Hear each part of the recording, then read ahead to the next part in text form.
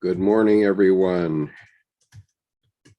Today, I'm going to be talking about the importance of the Virgin Mary in answer to Job. At the moment, I'm alone here, so I'm just going to blast through it. I'm certainly happy to interact with you if you are on YouTube. And I will be watching the YouTube chat as we go here.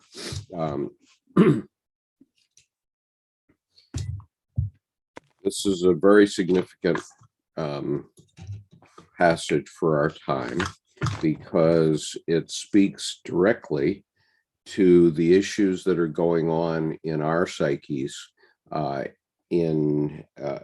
they relate both to Vladimir Putin in the war with Ukraine, and also the issue of whether we should reelect Donald Trump.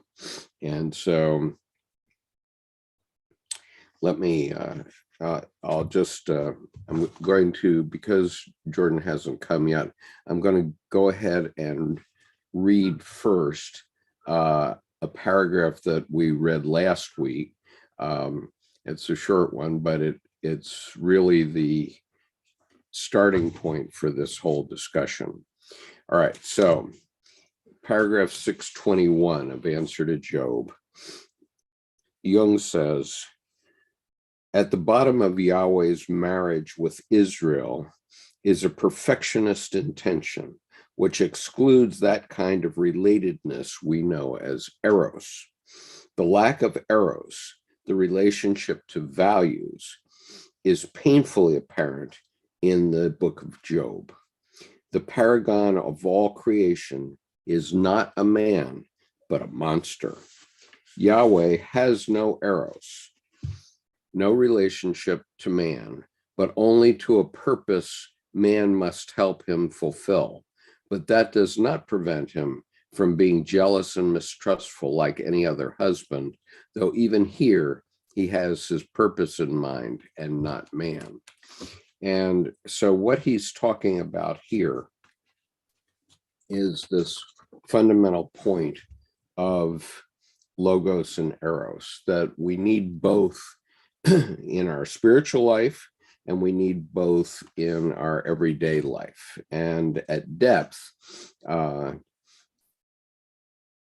good morning, Art. Nice to see you today. At depth, these things are in fact going on. Dr. Jung talked about it as the divine drama. So as humanity was evolving, there is this duality between logos, which is rationality, and it calls for perfectionism, and relatedness, which is the eros. And we have also called it the masculine and the feminine.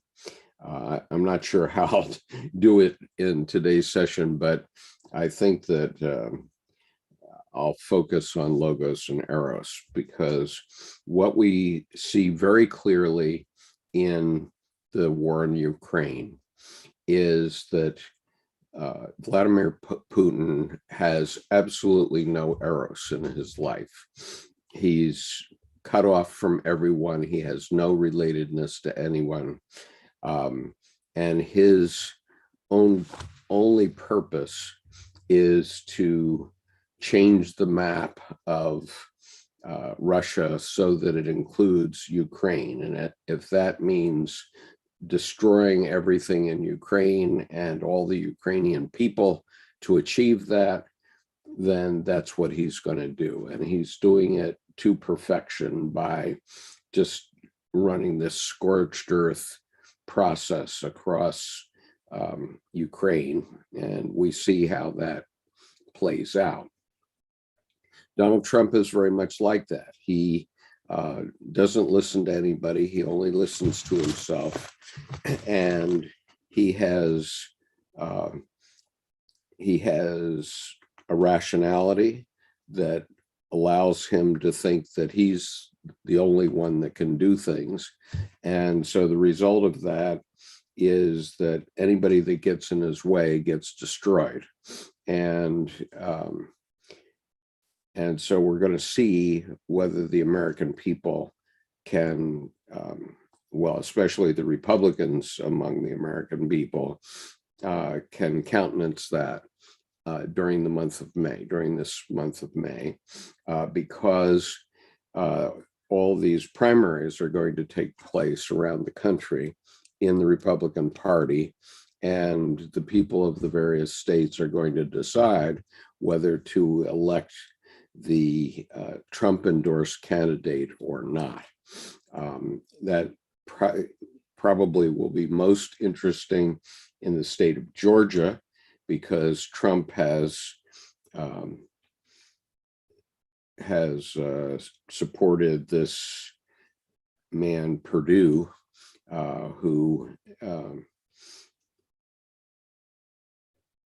who was the senator and who was defeated for the Senate in his last election bid. And he's denied Governor Kemp, who has been the standard bearer of the GOP in Georgia. So that's a very interesting race to follow. But the point is that Trump is politically doing what Vladimir Putin is doing physically with his military. He's running a scorched earth policy across the Republican Party right now. And meanwhile, Vladimir Putin is destroying Ukraine. And so what that means is both of them are stuck on their one idea, their logos idea, their rational idea, and there is no relatedness, no eros involved. They don't care what the consequences is, as long as they get what they want. And I'm fairly certain that if we give Donald Trump another term, what will happen to the United States is very similar to what's happening to Ukraine, because he doesn't care about anybody. He doesn't care about anybody else, including his own staffers and so on. And he will do a lot of things that are going to cause huge dislocations and disharmony in the country. And we'll see American cities burn, just like we're seeing Ukraine cities burn now. And so we have to get control of this, and it's happening at depth. And it's happening at the depth of our psyches. And we need to stop and think about it, because Dr. Jung predicted this exactly 70 years ago in the early 1950s, and he was right. All right, so Dr. Jung was talking about the divine drama, and the divine drama, what he means is the depth psychology development of the human species as it has manifested in organized religion. And so that has gone through various stages of development. And Dr. Edinger pointed out that there have been 3 stages. The first stage was the Jewish stage, which was the law, and that was totally rational. Okay, Moses came down off Mount Sinai with the 10 Commandments, and that was the law. And the Jews before Christ applied that very formally and strictly. Then when Christ came along, the new God image, the new way of thinking about God, became belief, and a belief in an all good God, a God that um, that has no evil within him. And Dr. Jung's point has simply been that evil is a great power. We now see that manifest in Ukraine with Vladimir Putin. We saw it 80 years ago when Adolf Hitler came to power as well. And, we can't have a world like that. And it's not a livable world. And so the human species, unfortunately, the American depth psychology has allowed the idea to emerge that maybe we have to be more like that again, and obviously we don't, and it's very dangerous to all of us for centuries to come if Donald Trump were to be reelected.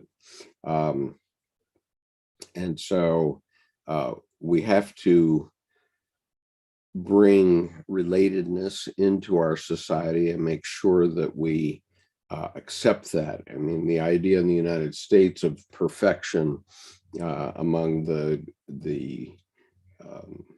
white supremacists would be an all-white country. They probably don't care that much if it's a Christian country. They just want it to be all white. That would be perfection. But the problem is that the world isn't like that. God created all human beings and all creatures. And so God isn't going to tolerate the fact that there's only one version of the human species, which is white. Good morning, Justin, or good evening or afternoon. So this, in this divine drama, the world is filled with all kinds. It's very diverse. And as human beings, we need to evolve into the next stage. And the problem with the all good God is it doesn't, it basically follows the rule of privatio boni and summum bonum, which came from the Catholic Church, where they said that evil is only the privation of good. And that's like saying that Adolf Hitler and Stalin and now Vladimir Putin just didn't get enough mother's milk when they were babies. And obviously the devil is a great power, and it's beyond what we can control very easily. And so we have to first be conscious of it. And that means not believing that God is only or evil in the Christian church is only the privation of good. It is a great power, and it can destroy us. Now we've got, Jung's point is that now we've got the nuclear weapons, so we can destroy all of humanity if we light off a few nukes. And so we have to get control of this. And so this is what Dr. Jung is talking about when he says that God is not a man, or Yahweh, as God was interpreted at the time of Job. Yahweh was not a man, he was a monster. He's not balanced at all logos, looking for perfection. And there is no perfection in the human species, and the species will pretty easily die out if we don't have relatedness to one another at every level, from the family on up. Obviously, if you're a man and you don't have a relationship with a woman, then it's pretty hard to replenish the species, to bring on the next generation. And so that requires relatedness and loving kindness and so on, because the woman won't stick around if you can't control yourself. And we see that manifest in the United States with a 50% divorce rate. And so what we need is the manifestation of something that is more related. And this is what Job needed in the Bible, in the story of Job. This is what Jung is talking about, that Job, for the first time, or the first time in literature, recognizes that God has a dark side, an evil side, because why else would, if he was omniscient, why else would he let his son Satan play this game with Job? And so that's what we're reading about today. So I'm going to reread this paragraph 621 once again so that you know what I'm talking about. And then we'll go on with the how Mary came to be. So paragraph 621, at the bottom of Yahweh's marriage with Israel is a perfectionist intent, which excludes that kind of relatedness we know as eros. The lack of eros, of relationship to values, is painfully apparent in the book of Job. The paragon of all creation is not a man, but a monster. Yahweh has no eros.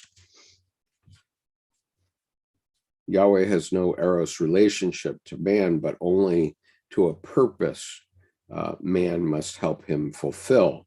But that does not prevent him from being jealous and mistrustful like any other husband, though even here he has his purpose in mind and not man. Paragraph 622. The faithfulness of his people becomes the more important to him, the more he forgets wisdom. Okay, now remember, wisdom was Sophia. It's in Proverbs 8, especially verses 11 to 32. And that's Sophia, who has existed since the beginning. The faithfulness of his people becomes the more important to him, the more he forgets wisdom. So when he's not thinking of Sophia, Yahweh, he needs to have a better relationship with people, the human beings. But again and again, they slip back into unfaithfulness despite the many proofs of his favor. This behavior naturally does nothing to mollify Yahweh's jealousy and suspicions. Hence, Satan's insinuations fall on fertile ground when he drips his doubt about Job's faithfulness into the paternal ear.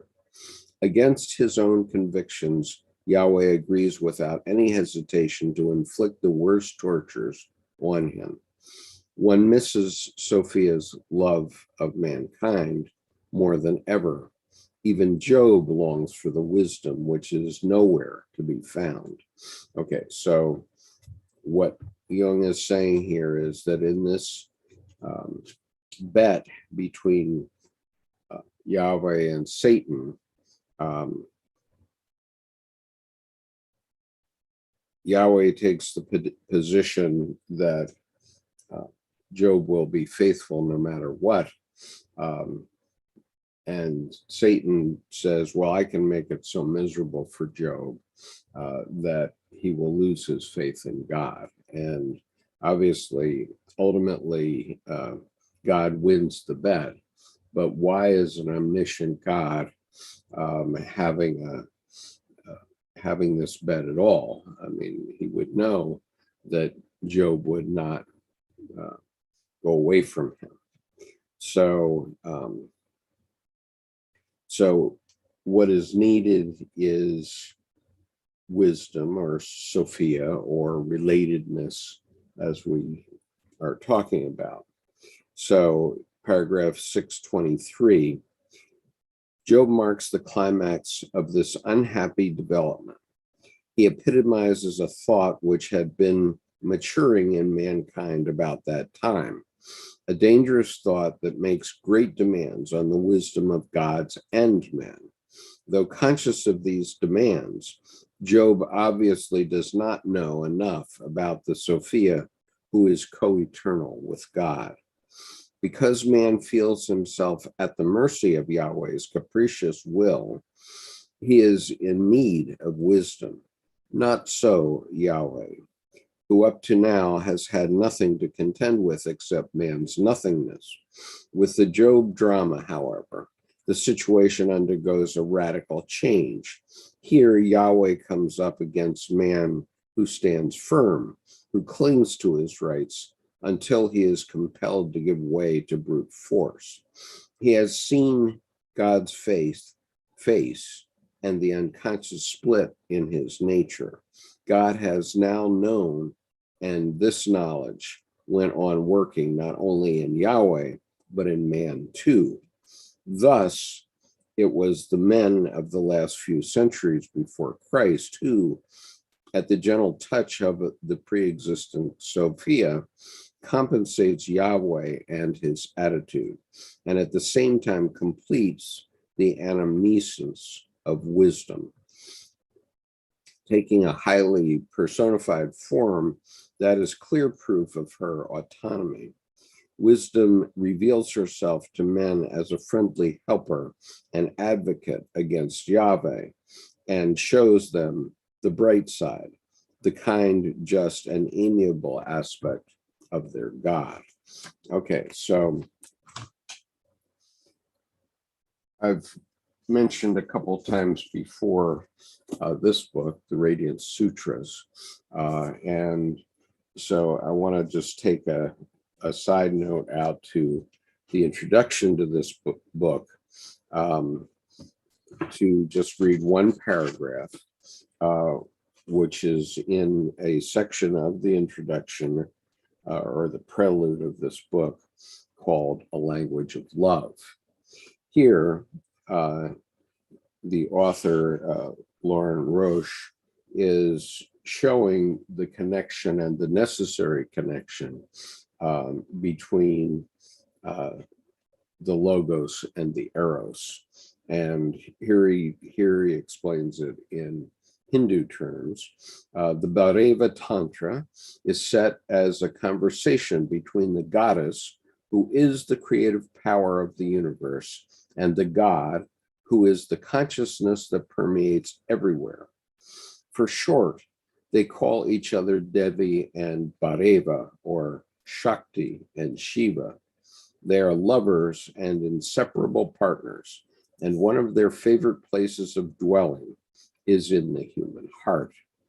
So here the point is that the energy that moves the universe is the creative power, which comes from relatedness. It comes from the energy of the feminine, and what you get in logos is you can be conscious of a lot of things. You can have a library full of books, but they aren't doing anything unless you have relatedness. And so you actually have to read those books and take them in at a depth level. Then you understand what God is talking about, both in the Bible and in all other religious texts. So I was reading from the prelude in the Radiant Sutras. It's a book that I highly recommend. I'll just while I'm here, I'll just read one other thing here about a distinction between religion as such and what we in the West call God. And so this is just three verses, verses 10 through 12 of the Bhaiva Tantra. And here is Roche's translation from the Sanskrit. Elaborate rituals and garish images may be useful in meditation when your mind is whirling with thoughts of sex, money, and power, wandering like an elephant in heat. Go ahead and use these tools. Yet no, beating drums and blaring trumpets cannot summon the one who is already present. I am not a collection of incantations known only to experts. I am not a ladder to be climbed, a sequence for piercing energy centers in your body. I am not to be found at the end of a long road. I am right here. And so that's the point, isn't it? If you've had any connection with organized religion at all, and it's penetrated your soul, then you have to know that God is present. And Dr. Jung had this in Latin emblazoned across the door of his house, which is called or not called, God will be present. So whether you believe in God or not, God, which he later talked about as the God image, is present, and we need to deal with him and or her. And it's not him or her, it's him and her, because you need the balance of the two. And we're still suffering with these same issues as Job was suffering with 500 years before Christ, because we still have Vladimir Putin trying to manifest the Yahweh of the time of before Christ, whereas human beings have come a long way since then. And people with wisdom, with Sophia, know that that way is just a monster. It's not balanced. And so this is why I say, okay, we do need logos. There's no question about that. And if you look around your room, everything in your room except human beings or pets or potted plants, everything is logos and has been produced by logos, whether it's my coffee cup or a book or anything else, because and logos has to be perfect. In other words, you would not have acquired whatever it is, including your computer that you're listening to me with. You would not have acquired any of that if it wasn't perfect from your perspective or just what you needed at the time that you acquired it. But the problem is there's no life in it. And so, you can have a library full of books, you can even have read them, but if you haven't internalized the eros in them, the excitement, the energy that's within them, then they're nothing. Even the Bible is just a black doorstop, unless somebody puts life into it. And that's the essence of what religions try to do. Whether they do it successfully or not is an important question. I'll just go back and look at your comments now. Justin says, getting mother's milk is utterly important for development of the immune system, but getting it for more than 9 months has severe negative impact on intelligence. Okay, that may be true. I don't know about that from health point of view. Coleman Remington says, I would argue otherwise. And Gerald Flood, read The Virgin Mary and the Kingdoms of the Divine Will by Luisa Picaretta. Okay, why would we read that, Gerard? Please share with us some of the wisdom that we might find there so that we know how that works. Justin says, I think Jung mentioned Luisa Picaretta's work in a lecture published as a chapter in Modern Man in Search of the Soul, wherein he divided all art into two distinct forms, psychological and visionary. Well, he may have separated all art into distinct forms, but I don't. All art is also psychological, and this is the point of our confluence in Helena, Montana this summer, June 10th through 14th. I'll put the link on the chat in just a minute, but the point that my fellow organizers and I have discovered is that when you bring art and psychology and religion together, they become even more powerful. They become above all religions. And it's like grabbing a hold of a 10,000 volt high tension cable. You know, we all have energy one way or another, and we can bring it to the party. But ultimately, if you bring all of those ideas together, they all amount to the same thing, which is the healing power. And in psychology, we would call that the unconscious is the healing power. In Jungian psychology, at least, not the Freudian psychology, which today just says give them a drug and everything will be hunky-dory. And of course, we're killing 100,000 Americans every year because of that. So that's not the answer. So we need to understand what the unconscious can do for us and what it can't do for us. Of course, in religion, the same thing is true, but there we call the unconscious God. And we speak in metaphor because as all the religions of the world developed, they developed differently, but they all were driving at the same thing. And so that is this divine drama that we're talking about in answer to Job.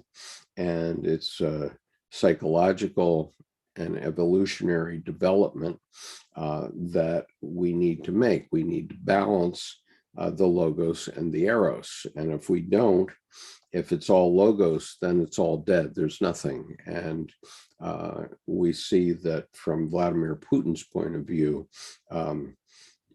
a scorched earth Ukraine with no living Ukrainians in it is perfection to him. And the rest of us can't live with that because we know that he will try to bring it to us at some point and has done. He's done it through Donald Trump as his surrogate here in the United States. And we see that the chaos that it brings us in the form of the January 6th attack on American democracy. So all those things are pretty anathema to any human being that thinks. So Justin says, I also don't agree that a telephone directory belongs to any of the two categories. Any librarian would agree that it is literature, but then again, it isn't art. Well, it's pure logos is what it is. If you want this person's number, you have to call this number, and then you can connect to their relatedness. And Justin, more precisely, Jung said, the psychological work of art always takes its materials from the vast real of conscious human experience, from the vivid foreground of life, we might say. And the visionary reverses all the conditions of the psychological, the experience that furnishes the material for artistic expression is no longer familiar. Okay, well, I concur with that to a certain extent, but this goes to a scene in the movie Pollock, where Lee Krasner, who becomes Pollock's wife, comes into the room, and Pollock is working on a mural, and she can't understand it, and she says, "But Jackson, you have to relate your art to something in nature." And Pollock says, "I am nature." And so that's the point, that he creates a relatedness from himself, from the depth of his psychology. And he connected very deeply with me, as most of you know, in his drip painting called Number 31, which contains no reference to any specific image. It's a drip painting, which came directly from his unconscious as nature. And he was related to nature in that way, and it communicated directly to my unconscious without passing either of our rational minds. Okay, so that's pure nature, and that's pure eros at some level. It certainly was eros to me. And it's one of the numinous moments that I discuss in my talk that you can find on the front, the homepage of this YouTube channel, called Finding the Living God. Let's see. So anyway, he says, "It is strange, something that derives its existence from the hinterlands of man's mind, suggesting the abyss of time separating us from pre-human ages."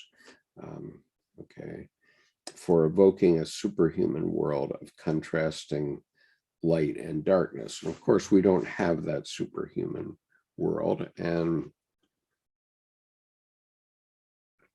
all of the world is really superhuman. In other words, supra means within us, not superhuman outside of us. It's all suprahuman, because otherwise it's just a bunch of rocks bouncing around in space with no consciousness attached to it.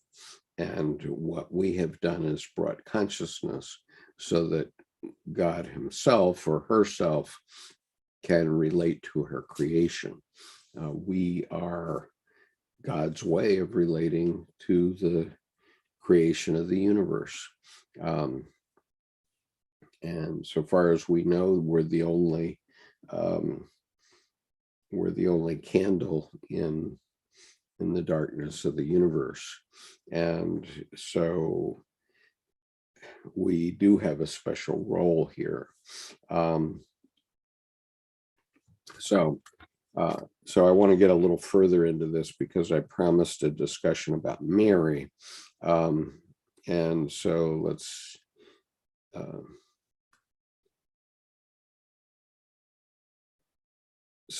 Jung was saying, one misses Sophia's love of mankind more than ever. Even Job longs for the wisdom which is nowhere to be found. Job marks the climax of this unhappy development. He epitomizes a thought which had been maturing in mankind about that time, a dangerous thought that makes great demands on the wisdom of gods and men. Though conscious of these demands, Job obviously does not know enough about the Sophia who is co-eternal with God. Because man feels himself at the mercy of Yahweh's capricious will, he is in need of wisdom. Not so Yahweh, who up to now has had nothing to contend with except man's nothingness. With the Job drama, however, the situation undergoes a radical change.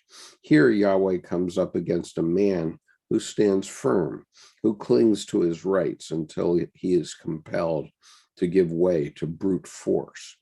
He has seen God's face and the unconscious split in his nature. God was now known, and this knowledge went on working not only in Yahweh, but in man too. Thus it was the men of the last few centuries before Christ who, at the gentle touch of the pre-existent Sophia, compensates Yahweh and his attitude, and at the same time completes the anamnesis of wisdom, taking a highly personified form that is clear proof of her autonomy. Wisdom reveals herself to men as a friendly helper, an advocate against Yahweh, and shows them the bright side, the kind, just, and amiable aspect of their God. Okay, so up until then, human beings were saying what fundamentalist preachers say, which is, Hurricane Sandy was God's vengeance on the city of New York for its iniquity. Well, no, it isn't. Of course it's not. And I heard a Methodist preacher in Tennessee last year, when a huge number of tornadoes went through town. He was asked, well, why does God do this? And the preacher said, well, God isn't about creating tornadoes. God is about how we treat one another after the tornado is gone. And so we see this perfectly laid out in the 20th century, where at the end of World War I, the Treaty of Versailles was very punitive on the German people and caused immense poverty and hyperinflation and so on during the 1920s, which naturally caused rage and resentment among the German people. And that then emerged as World War II. And after World War II, what did we do? We had the Marshall Plan, and we rebuilt Germany and Japan. And so the result of that was that Germany and Japan became our greatest allies. And so humanity did grow up somewhat in the 20th century. But when that happened, not everyone got it, and they certainly didn't understand it from Dr. Jung's perspective. And so therefore we get another try by Vladimir Putin to destroy the world that is not according to him. And, he's obviously putting himself in the position of a very jealous Yahweh. And the rest of us know we can't have that. There's not going to be a world if we do that. Now, I do apologize for reading that last paragraph separately, or repeatedly. I repeated it, but I'm going to read the next paragraph now. Paragraph 624.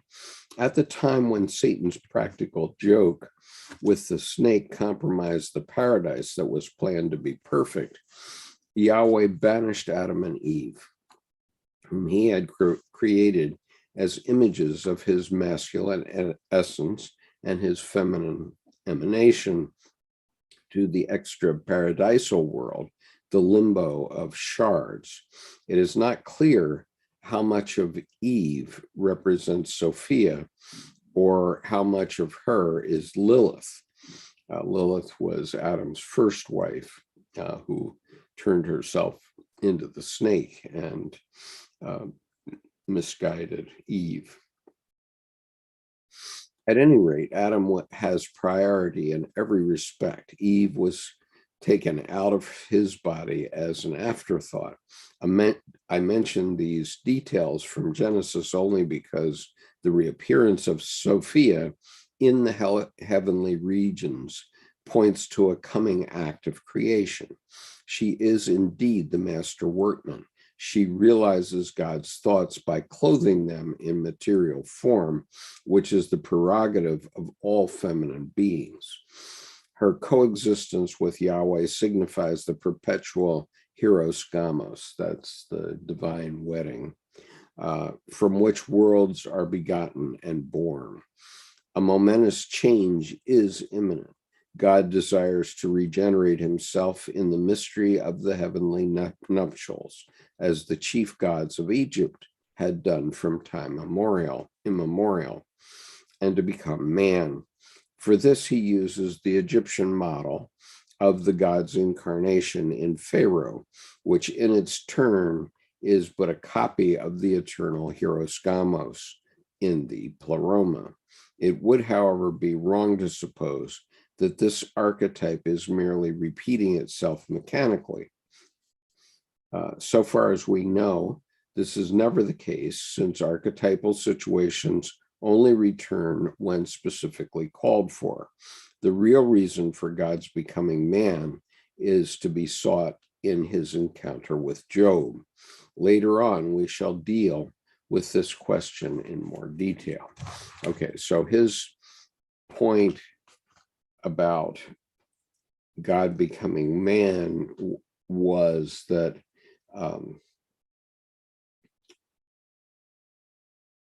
he had Yahweh, which is a depth experience, had to experience what was happening in the eros, in the relatedness of the world, to see that things had to change and that he couldn't just destroy everything. There had to be a relatedness.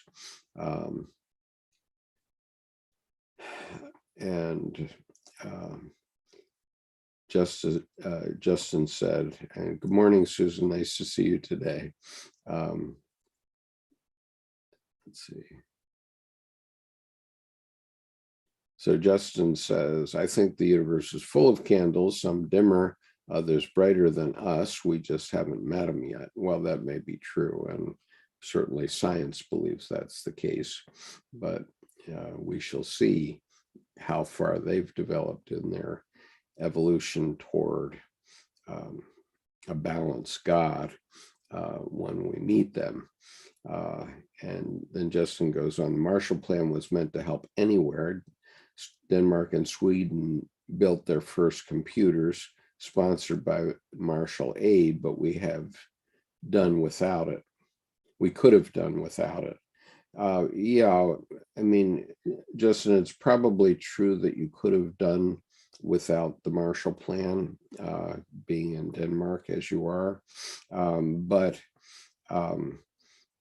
it would have been a lot slower. And the point is that the United States, in all of its power, whether good or not, saw that we could jumpstart the rebuilding of Europe with the Marshall Plan. Unfortunately, our politics permitted it at that time, and I'm presuming that once the Russia-Ukraine war is over, that the American people will step up to help rebuild Ukraine very dramatically. And that will be the relatedness that we all see we have now with Ukraine and how important it is, which was simply unconscious before. I mean, I admit it to myself. When I used to see Ukrainian officers in the senior schools of the U.S. military. I attended 5 of them, and very often I would see officers from Ukraine. And that, since I retired 31 years ago, the U.S. has been training the Ukrainian military for a long time. But to me, I couldn't understand that. It wasn't explained to me at the time. And so I said, why are we training these Russians? Because in my lifetime, we always thought of Ukraine as part of the USSR. And so I never understood why we were training those Russians or those Ukrainians. But now I do see, and I do remember that we had Ukrainian officers in our classes that long ago. And I'm talking in the late 1980s. So the military of the Ukraine has been trained by the West for all those years. And now we see the results, which most of us, including me, we just were not aware of what had been done. But obviously, senior Ukrainian officers for decades now have understood that, for example, you can't do without non-commissioned officers, which is what Russia does. They simply have sort of the equivalent of oligarchs who, in the form of generals who just command cannon fodder of Russian conscripts to attack, and they think that's enough. Well, you can't do that. You have to have a military that's infused from top to bottom with what it means to be a patriot, what it means to execute a plan and that sort of thing. And, in the Marine Corps, we're famous for amphibious landings, and what we in the Marine Corps call that is the squad leader's war. And a squad leader in the Marine Corps is somebody who's in charge of about 12 or 13 men, depending on the squad, maybe as few as 10.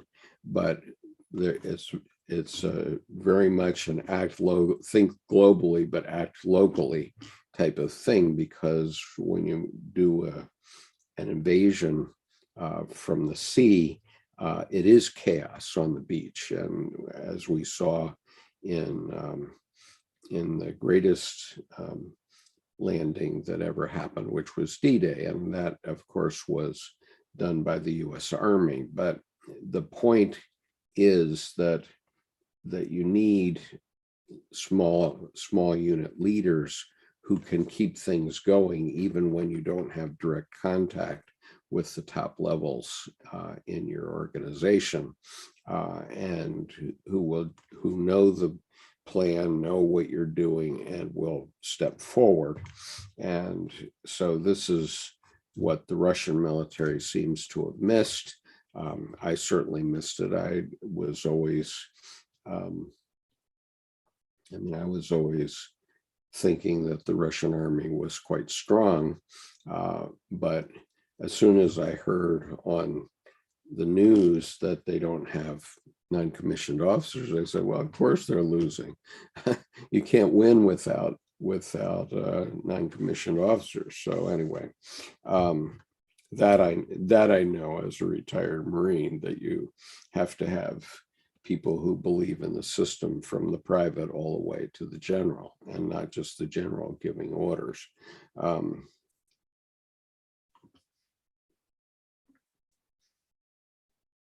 Okay, so I'm now going to get into the Mary stuff. So paragraph 625, just as the decision to become man apparently makes use of the ancient Egyptian model, so we can expect that the process itself will follow certain prefigurations.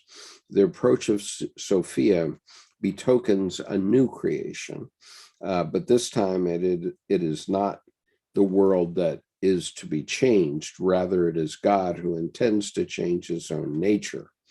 Mankind is not, as before, to be destroyed, but saved. In this decision, we can discern the philanthropic influence of Sophia. No new human beings are to be created, but only one, the God-man. For this purpose, a contrary procedure must be employed. The second Adam shall not, like the first, proceed directly from the hand of the Creator, but shall be born of a human woman. So this time, priority falls to the second Eve, not only in a temporal sense, but in a material sense as well. On the basis of the so-called proto-evangelion, the second Eve corresponds to the woman and her seed mentioned in Genesis in 3:15, which shall bruise the serpent's head. So we need a little bit of that Sophia relatedness to bruise Putin's head right now, to bruise the serpent's head.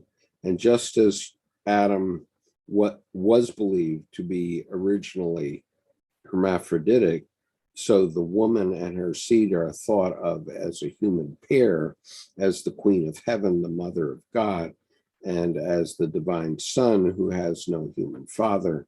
Thus Mary, the Virgin, is chosen as the pure vessel for the coming birth of God. Her independence of the male is emphasized by her virginity as the sine qua non of the process. She is a daughter of God who, as later dogma will establish, is distinguished at the outset by the privilege of immaculate conception and is thus free from the taint of original sin. It is therefore evident that she belongs to the state before the fall. This posits a new beginning. The divine immaculateness of her status makes it immediately clear that she not only bears the image of God in undiminished purity, but as the bride of God is also the incarnation of her prototype, namely Sophia. Her love of mankind, widely emphasized in the ancient writings, suggests that in this newest creation of Yahweh has allowed himself to be extensively influenced by Sophia. For Mary, the blessed among women, is a friend and intercessor for sinners, which all men are. Like Sophia, she is a mediatrix who leads the way to God and assures man of immortality. Her assumption is therefore the prototype of man's bodily resurrection. As the bride of God and Queen of Heaven, she holds the place of the Old Testament Sophia. Okay, there's a lot in there, and I'm going to try to talk through it. And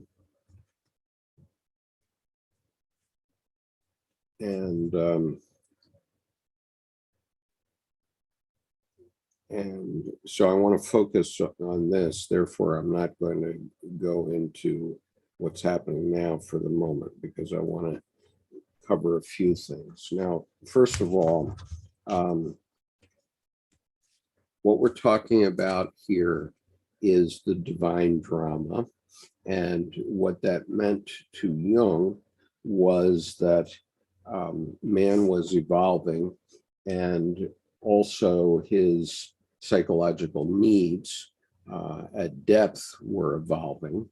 And those needs included God.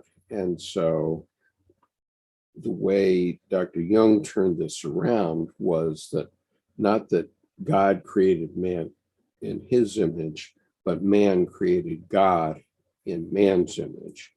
And so the first cut on it was back during the Jewish time before Christ, when mankind had this idea that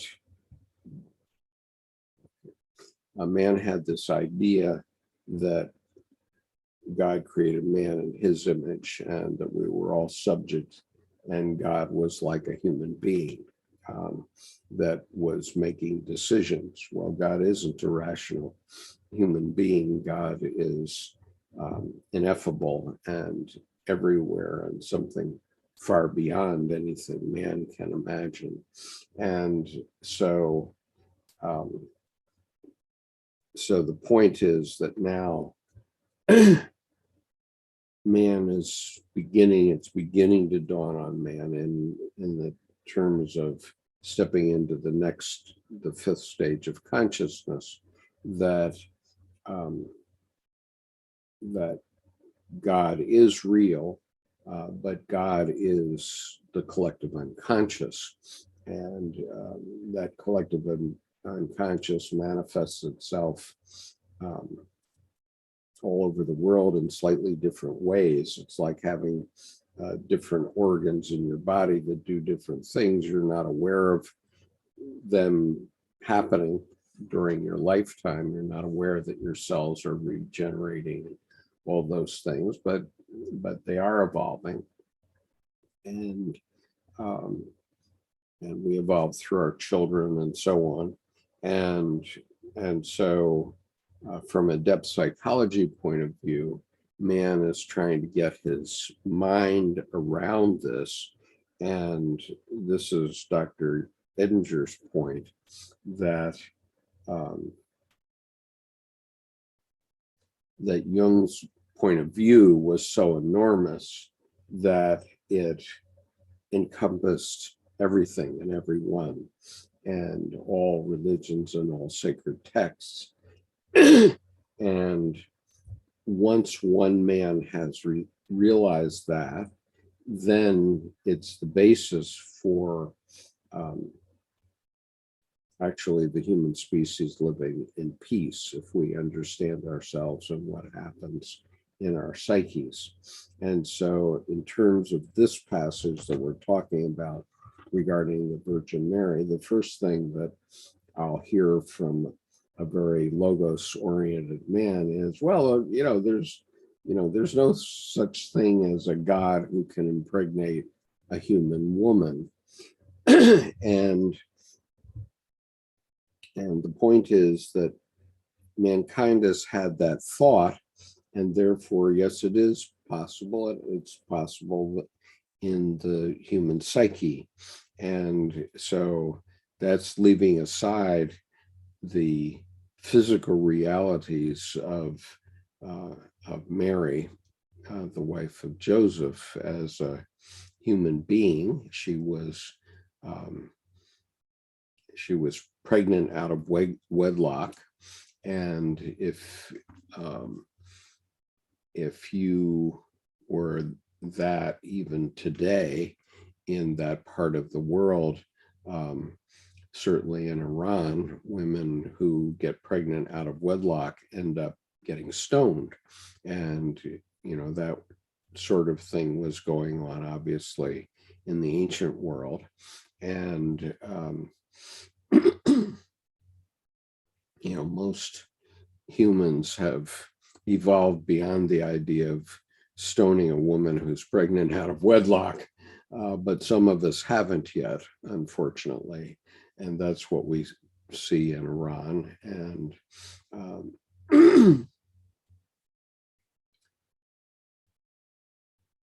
and so the point is that yes, it's very likely true that Mary was pregnant out of wedlock by a man, not a God in the physical world. This is the physical world we're talking about. But Mary, as a religious figure, had to emerge without original sin. And so in a psychological sense, she had to evolve into the mother of God and into the mother of the God-man, Jesus Christ, and who was not procreated by a human man, but by God. And that God is living in our psyches, and that Virgin Mary lives in our psyches. And so this is why the church, the Catholic Church especially, since time immemorial and up until the early 16th century, for people who are now Protestants, was so important. And I think of particularly a scene from A Bridge Too Far, where there are many injured soldiers who are triaged, and they're actually on the lawn of the hospital where doctors are working to save men's lives, and they know they're about to die because they've been triaged out, and they're, the human doctors in the rational world aren't going to save their lives.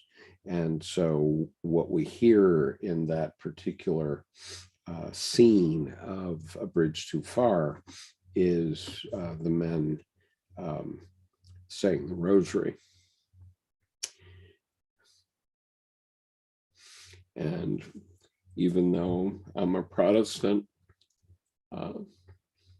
when I think of that, and just think of the first few words of the rosary, Hail Mary, full of grace,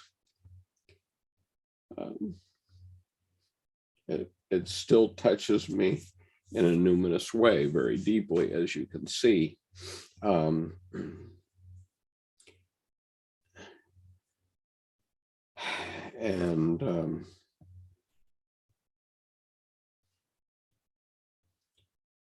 And so, Patrick, I'm sorry, I'm not going to show that comment because we're talking about Mary today, and I don't want to be distracted from the topic. But the point is that human beings in their time of trauma do need wisdom, and we need what we would call the feminine relatedness to help us get through these terrible times. And in the case of Mary, the fact that she had the dream, it was a dream that arrived to her. She was a 13-year-old girl, I believe, and she was scared to death about the fact that she was pregnant, and she had this dream, and she had a wonderful fiance, Joseph, who went along with her, and he too had a dream. And so the two of them were able to sell that dream to enough people so that today a quarter of the world believes it. And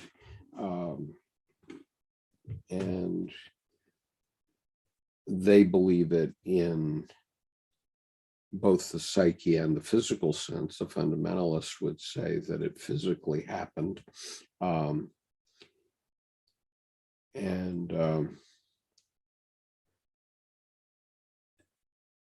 But I would say that it didn't necessarily physically happen, but it definitely necessarily happened in the psyche.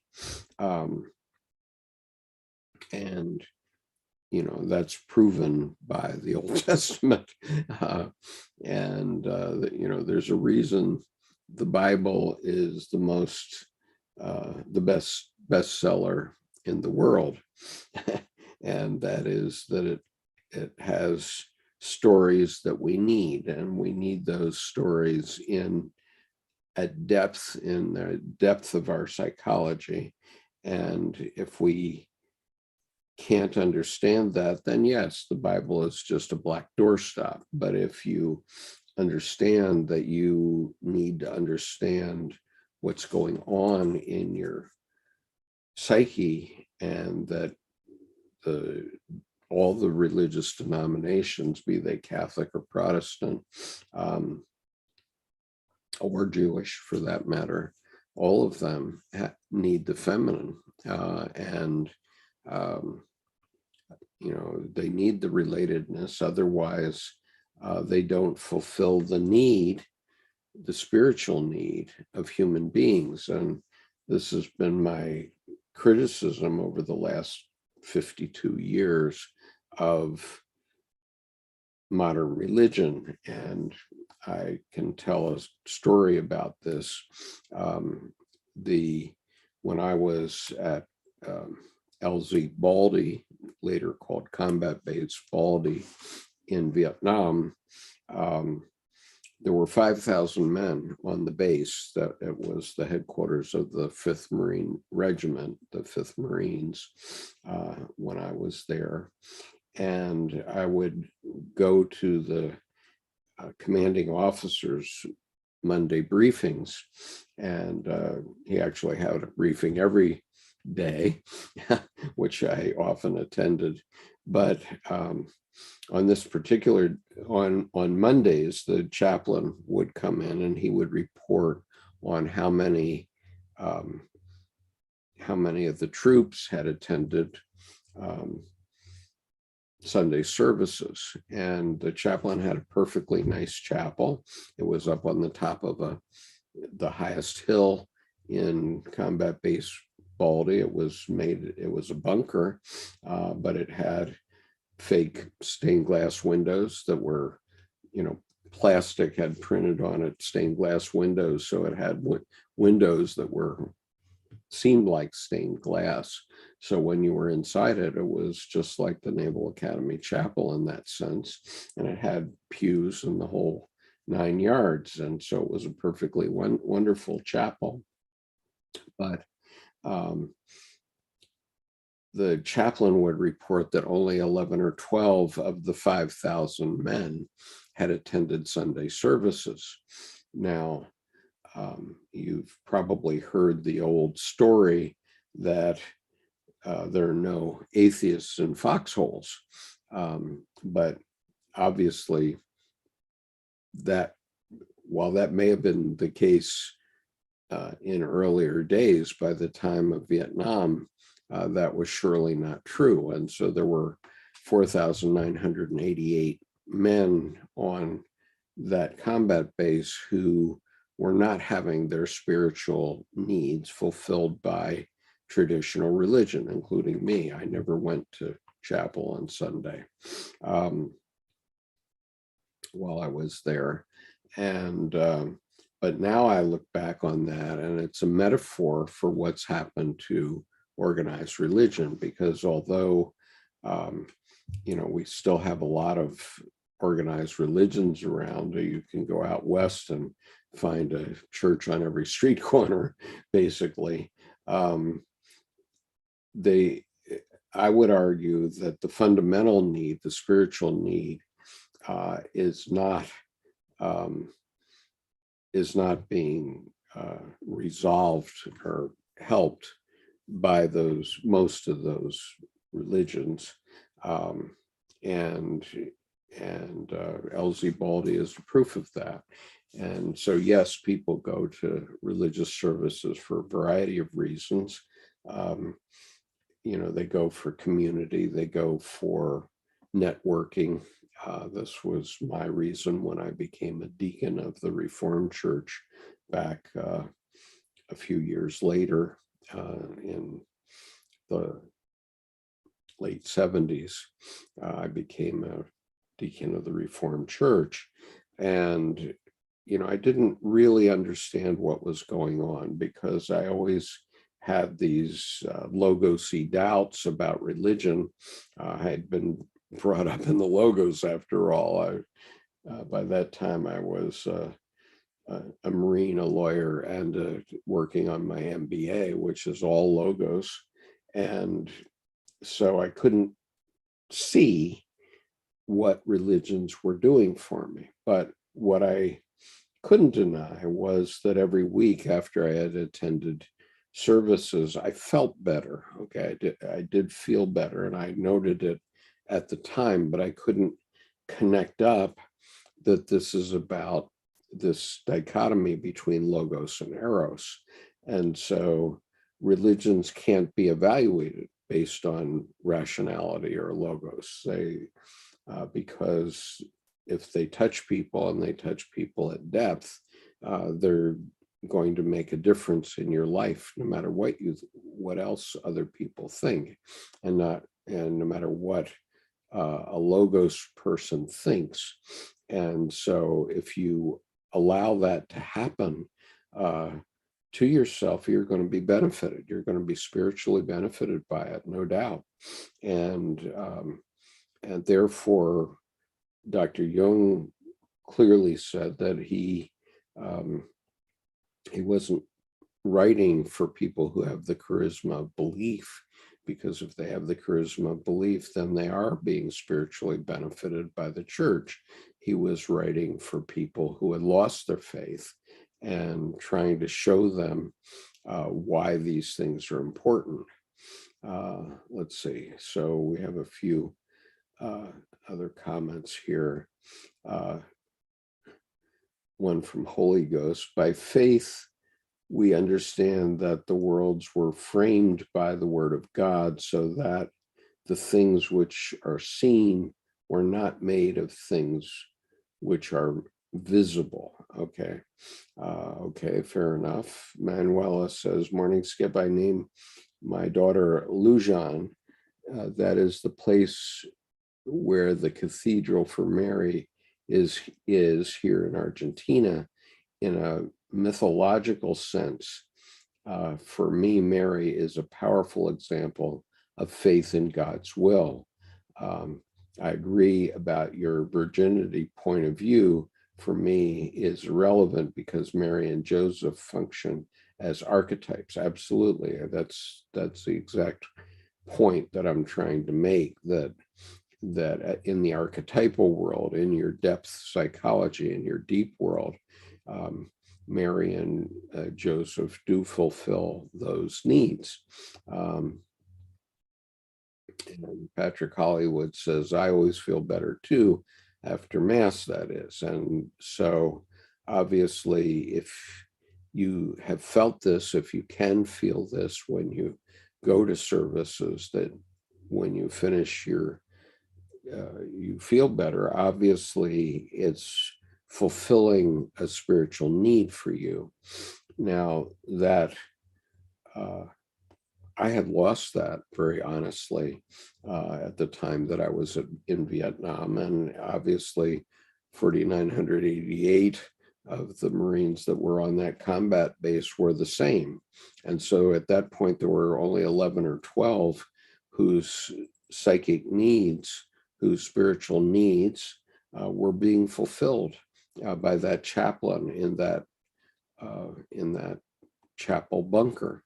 And so the question that I'm addressing, that I hope is going to be addressed in some detail in our confluence this summer, is, okay, what's missing? What's missing? If that's the case, if a majority of at least young men are feeling disconnected from the church, what's missing? Because it's obvious that it's needed. And, I have found the living God, as most of you know.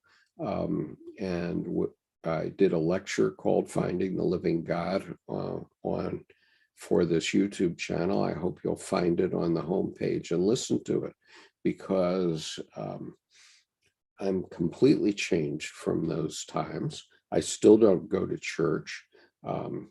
I sometimes go on Christmas or Easter or Palm Sunday, mostly Christmas and Easter, mainly because my mother-in-law is a devout Christian, and Debbie and I go to support her. But Debbie is Buddhist. Debbie 30 years ago, became a Buddhist, and since then she's done the 3-year retreat, which amounts to divinity school in Buddhism. And I took a different path, and my path was to study Jung and understand how these things meld together. And that's the magic, that's the mysterious thing that is happening in our confluence. And when we started to talk about it last summer, we thought we were just organizing a meeting about art. But when we got together, the organizers got together last November for the first time. We were all 6 of us were physically in the same place. And my God, we felt the energy. We did grab hold of this tremendously powerful 10,000 volt energy that is existent if you just open yourself to these ideas. And we came out of that weekend just totally energized, and that's continued to be the case. We're all donating our time. We're not being paid for the confluence. We're donating the proceeds to make sure that we get the event to happen, but we're not being paid in any way. We're paying our own way to go to Helena to be together again, because we know how powerful it is, and we know that those of you who join us are going to add to our understanding and our depth in it. And it's just going to be an incredible, powerful thing as more and more people get it, what we're talking about. And so we're not proselytizing any specific religion. We are and not saying that we've found the final answer yet, but we have found something that is important. And if we can convey what is needed from that metaphor about Elsie Baldy, for example, how do we get just one more Marine or 10 more Marines to go to chapel? How does that happen? What do the traditional religions have to do to actually fulfill our spiritual need? Now, obviously, the spiritual need has caused people to be seekers in all kinds of things, in Buddhism and Qigong and in art therapy, all kinds of things. And it's that need is obviously there, but what needs to come together is an understanding at the grok level. We all need to grok what we're doing when we're doing those things, because none of them are wrong, especially if they fulfill your spiritual need. They're not wrong. And the fact that we've had so many people follow this channel and listen to these videos just proves that there's a spiritual need out there, and it's not necessarily being fulfilled by any tradition or spiritual path, and including not this one. We have to find a religion of our own. And this is what some Jungian analysts have talked about, where we have to find what works for us. And, for me, what has driven me to do this YouTube channel for the last 6 years, and going on, still 6 years. A month from today, we'll be starting our 7th year. And, I'm not being paid. I'm not, okay, I get a little bit of revenue out of hits on the YouTube channel, but the money that comes out of that is like $35 to $50 a month, and it nowhere near covers my costs. So why do I do this? And it isn't because I'm being paid anything. It's because it fulfills a spiritual need that I have, and that I think I need to share with others. And I'm not asking you to follow my way. And indeed, Carl Jung said, don't follow my way. Carl Jung said explicitly in the Red Book of the very first chapter, don't follow me. I'm just telling you about what's happened for me. You have to find your own way. And what is the way? The way is to some sort of spiritual understanding. This is also what the play is about, in which I'm playing Carl Jung in the play. That's why I have this mustache, because I'm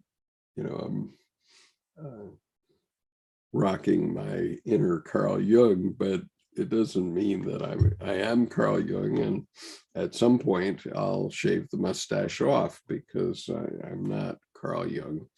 But anyway, the point is that any religious tradition will fulfill your spiritual need, and if it combines the logos and the eros, especially. Okay, as I say, the Bible is just a black doorstop unless somebody puts life into it, and that's the eros side. There's nothing alive in the logos, as I started to say earlier. We need perfect logos to have the products we have, even to have books. But if you don't read those books, and the books don't change you at some deep level, then they're nothing. Then they're just decoration on the wall. And you have to incorporate them into your life in order for them to have any meaning or use whatsoever to you. And so all these physical things that I have around me are not alive. If I put them down, they stay there until I come and find them. Then if I go get, I've been talking so much, I haven't even drunk my cup of coffee. It's half full, but a cup will deliver to my life a cup of coffee, so a little boost, okay, in the morning. But the spiritual aspect of that, I have to understand the spiritual aspect of that. And that's what we're about here. So anyway, so obviously we need a queen of heaven to bruise the serpent's head. If the serpent is a monster like Putin, we need some aspect of the feminine principle. And I don't care whether he's heterosexual or homosexual, but he's definitely rocking the purely logical logos, which is a monster, and somehow he needs to have some relatedness. And ultimately, the people of Russia will work that out for themselves and find a way for it to happen. And so in the psyche, what Jung says here is, thus Mary the Virgin is chosen as the pure vessel for the coming birth of God. So in the psyche, Mary can be a pure vessel, and that's what she is. And so as long as people can believe in that, they they are saved. Those men that were dying on the lawn of the hospital in Arnhem were getting their spiritual need fulfilled by this, by saying the rosary, and that's what she does for us. So, and she's obviously independent from the male, as is emphasized by her virginity. So the way the Catholic Church has dealt with this is that the church is the mother, and the priest is interpreting the eros of what's going on. Dr. Jung did an analysis of the Mass where he talks about this. And I'm not going to get into that at this point, but you can Google Jung on the Mass and get that article that he wrote. So Jung is saying here, she belongs to a state before the fall, so that she is the pure feminine, going back to the Bhairava Tantra that I read a little earlier. She is the energy, just as for men, the anima is the energy that moves the world, that causes us to do things. If you don't have your anima working in your life, you're not going to do much. You're going to sit around and do nothing. And for women, the same is true. You need an animus that is animating you. And, and that isn't to say that it has anything to do with the gender to which you've been assigned in your life, but we need a balance of the two. And if we don't have a balance in the two, then things are truly out of whack in the world. And we've seen how how Donald Trump was able to pull Americans to an extreme position very easily. And we have Vladimir Putin, who, at least has the Russian people thinking that he's doing something for them. Of course, when they know what he's really done, I think that there will be a change, but who knows? But anyways, the point is that without necessarily rationally thinking about it, the church fathers who pulled the Bible together in 325 AD and who presented the feminine in the form of the Virgin Mary recognized that this was needed. And up until 1950, until the assumption of the Virgin Mary into heaven by Pope Pius XII, Mary didn't have a place in heaven in the religions. It was all Father, Son, and Holy Ghost, and there was no feminine there. But for 1,000 years, Catholics were praying to the Virgin Mary through the Rosary. And so the church finally grokked it that this feminine part had to be recognized. And Pope Pius issued the papal bull called the Assumption of the Virgin Mary into heaven. And in 1950, this is less than 100 years ago, only 72 years ago, that the Catholic Church recognized the need for the feminine in heaven. And so now that's been achieved, and Dr. Jung considered that the most, in terms of the divine drama, Dr. Jung considered that the most important religious change of perspective since the Reformation. And so we have to pay attention to that. All right.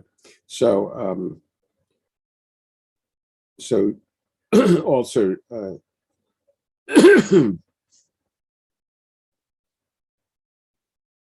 so then Jung is saying here explicitly, she not only bears the image of God in undiminished purity, but as the bride of God is also the incarnation of her prototype, namely Sophia.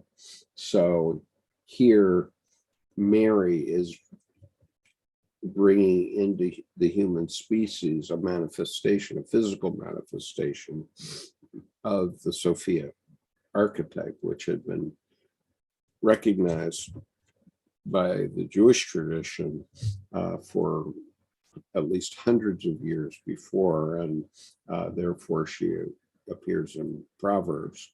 But now but always there, she was God's playmate and the master builder, because only women can manifest God's intent,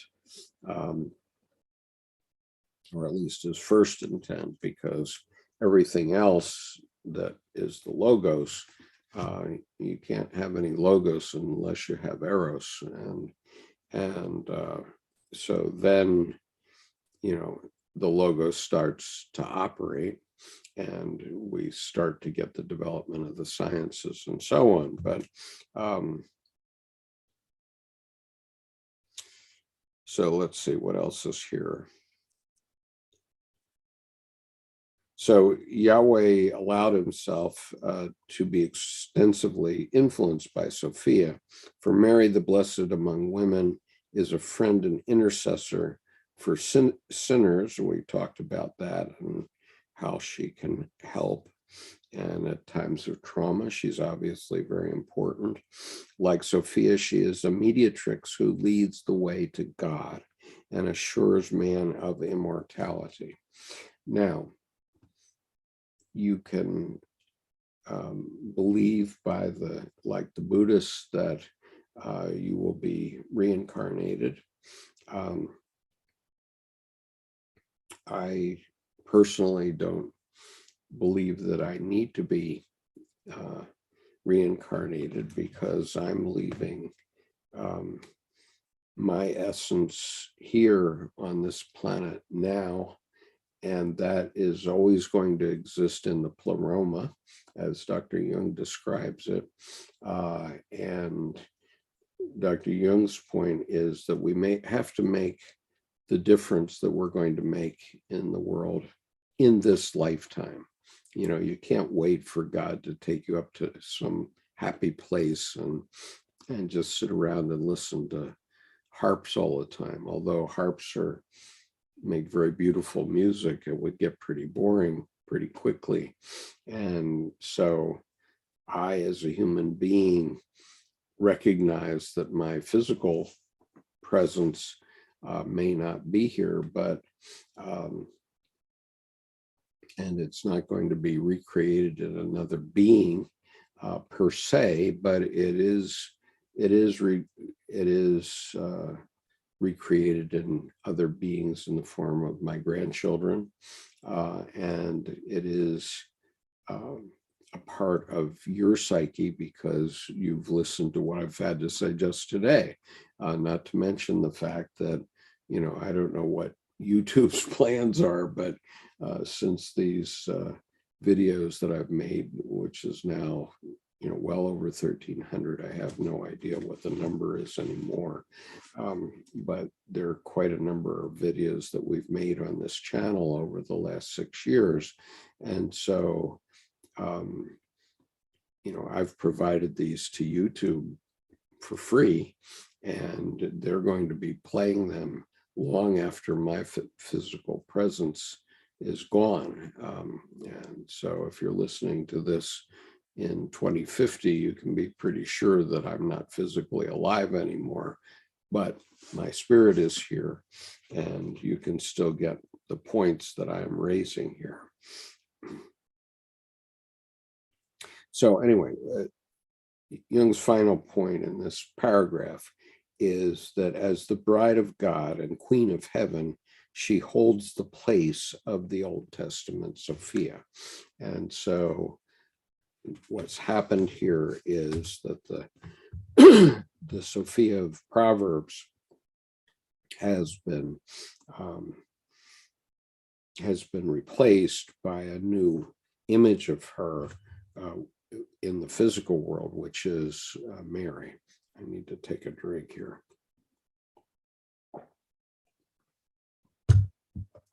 Okay, 2 more paragraphs in this segment, and I'll just read through them and comment quickly because I need to leave in 17 minutes.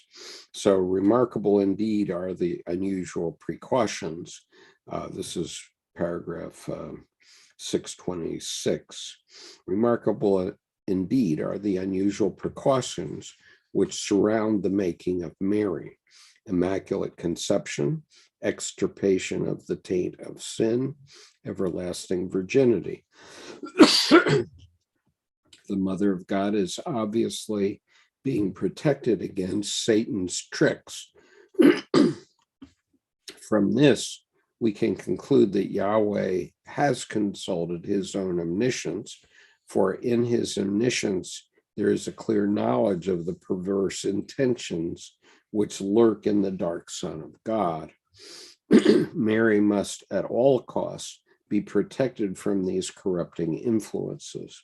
The inevitable consequence of all these elaborate protective measures is something that has not been sufficiently taken into account in the dogmatic evaluation of the incarnation. Her freedom from original sin sets Mary apart from mankind in general, whose common characteristic is original sin and therefore the need of redemption.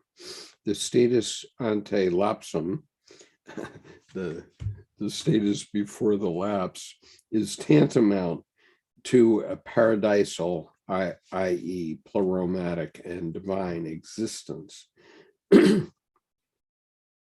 By having these special measures applied to her, Mary is elevated to the status of a goddess and consequently loses something of her humanity.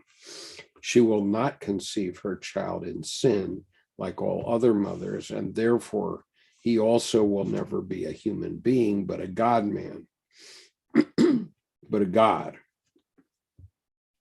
To my knowledge, at least, no one has ever perceived that this queers the pitch for a genuine incarnation of God, or rather that the incarnation was only partially consummated. But mother and son are not real human beings at all, but gods. Okay, so the point is that at the depth psychology level, both Jesus and Mary are gods, and you know, that's what we say, that you know, she's the Son of God, and now even the Catholic Church has elevated Mary to the status of a God, in that it's now Father, Son, and Holy Ghost, and the Virgin Mary since 1950. Okay, so paragraph 627. This arrangement, though it had the effect of exalting Mary's personality in the masculine sense by bringing it closer to the perfection of Christ, was at the same time injurious to the feminine principle of imperfection or completeness, since this was reduced by the perfectionizing tendency to the little bit of imperfection that still distinguishes Mary from Christ. Phobo propior lumina perdit. Thus, the more the feminine ideal is bent in the direction of the masculine, the more the woman loses her power to compensate the masculine striving for perfection. And a typically masculine ideal state arises, which, as we shall see, is threatened with an enantiodromia. No path leads beyond perfection into the future. There is only a turning back, a collapse of the ideal, which could easily have been avoided by paying attention to the feminine ideal of completeness. Yahweh's perfectionism is carried over from the Old Testament into the New, and despite all the recognition and the glorification of the feminine principle, this never prevailed against the patriarchal supremacy. We have not, therefore, by any means heard the last of it. So the point here is that where Vladimir Putin is striving for what he sees as perfection, as the recreation of the former USSR for openers, and then he wouldn't mind taking on the world, I suppose. But the point is that there's no future in that because once you destroy everything in Ukraine, what else is there? What else is there? And what happens is that you fall back toward the Eros, whether you like it or not. And of course, Russia is a perfect example of this because they thought that religion was bad. The Soviet Russians thought that religion was bad from 1917 and before, and they wrote the church out of the system, and the Chinese did this too. Chairman Mao would say that religion is poison, and so it's all logos to the communist Chinese. And so, but you can't have that. And so there has to be life, and that life comes from Eros. And so if we envision, what will happen, let's suppose that Vladimir Putin were able to destroy all human life and in Ukraine and destroy all the infrastructure. Well, then all you have is a scorched earth with no life to it. But there has to be a falling back into the Eros in order for there to be anything. So human beings would come back and inhabit that place, and the Ukrainians would not be forgotten. And so, eventually you would have the rebirth of Ukraine again. And Ukraine, because of its location on the planet, has been the unfortunate sort of playing field for the Russian state for over 100 years. And now we're seeing that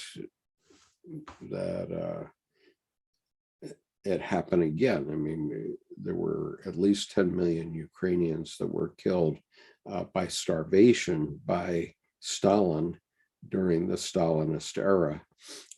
And at the same time, it was the Ukrainians who actually fought Nazi Germany on the Eastern Front and fought the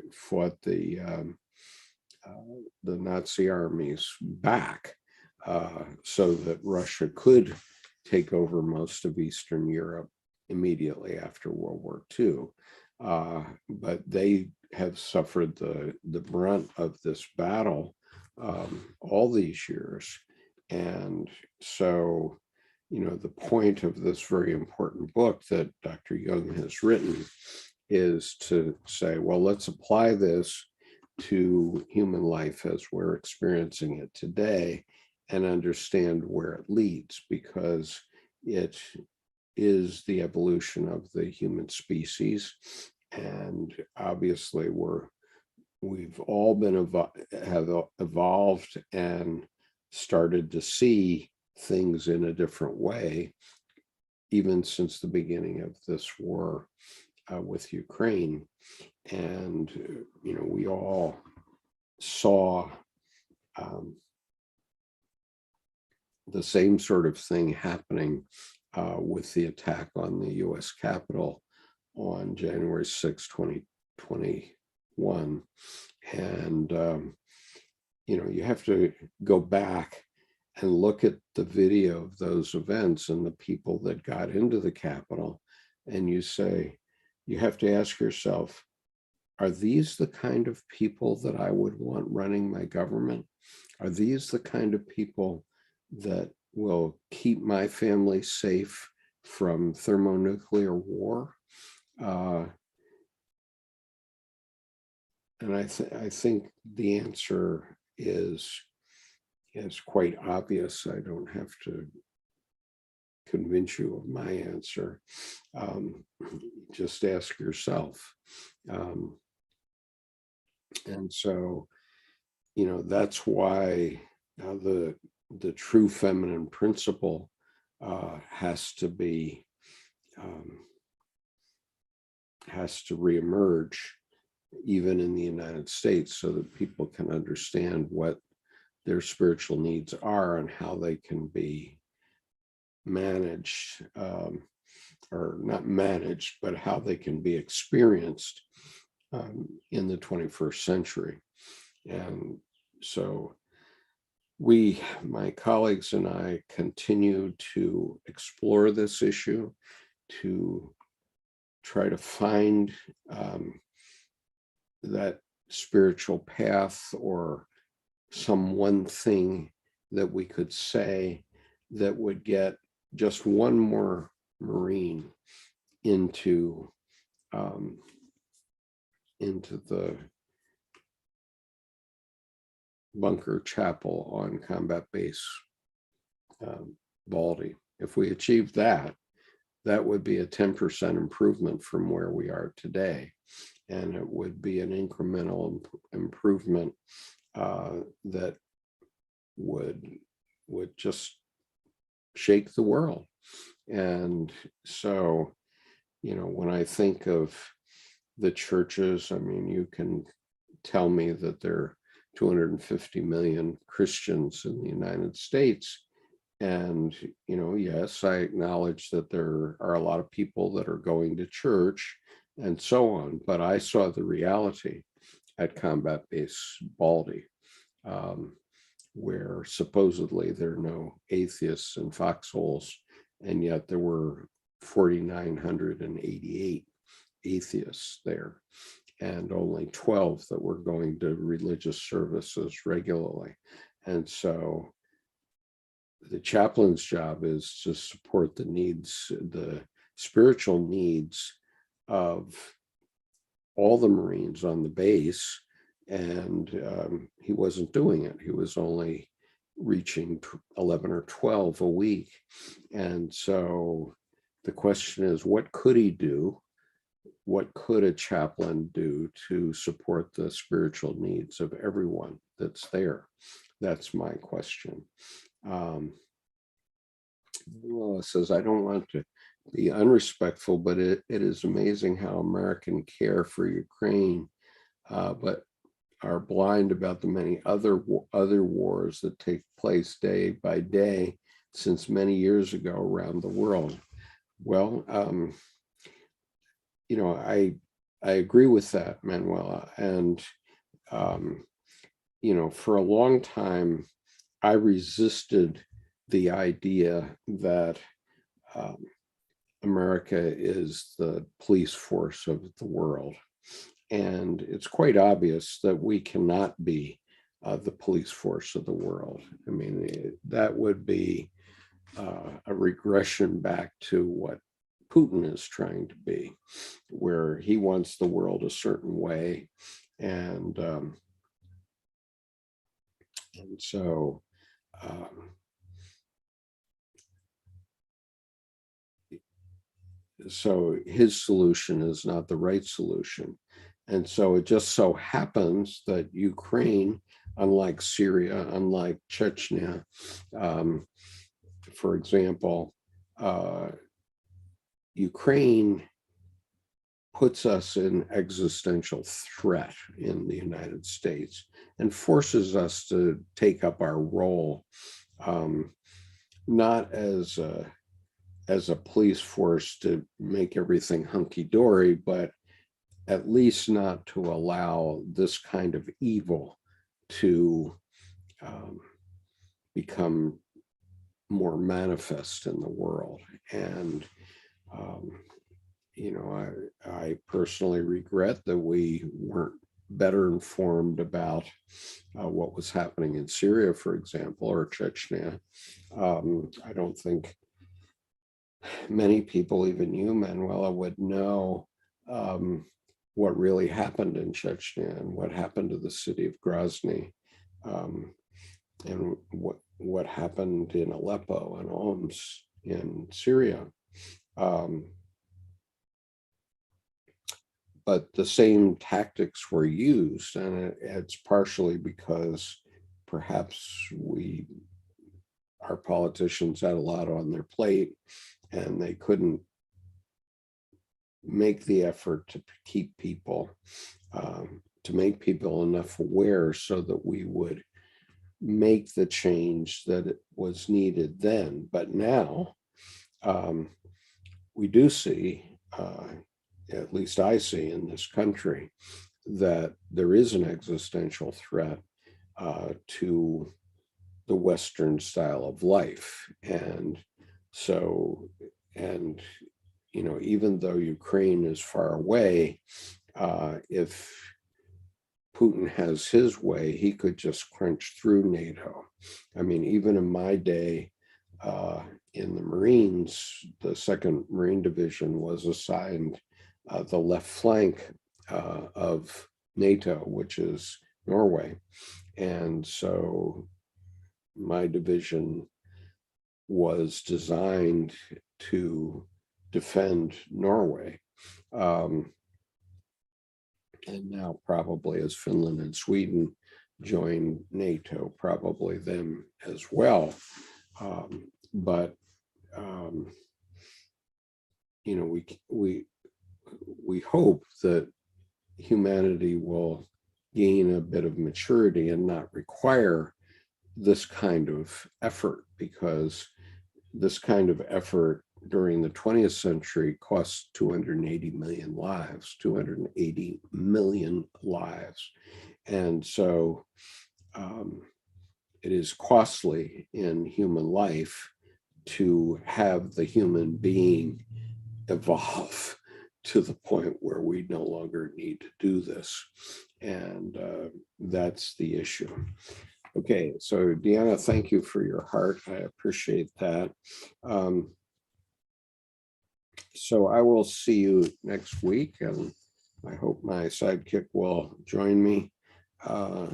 Then we will begin with part 5 of this section of Answer to Job on next week, which is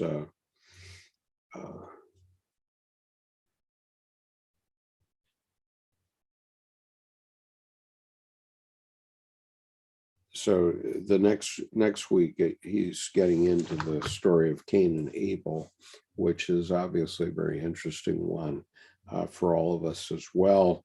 I hope my exposition of the Virgin Mary has been clear.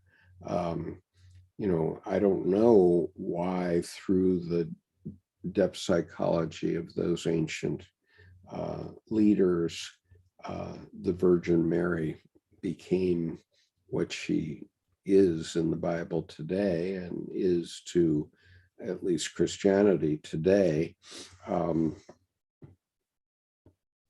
But it happened, and it exists.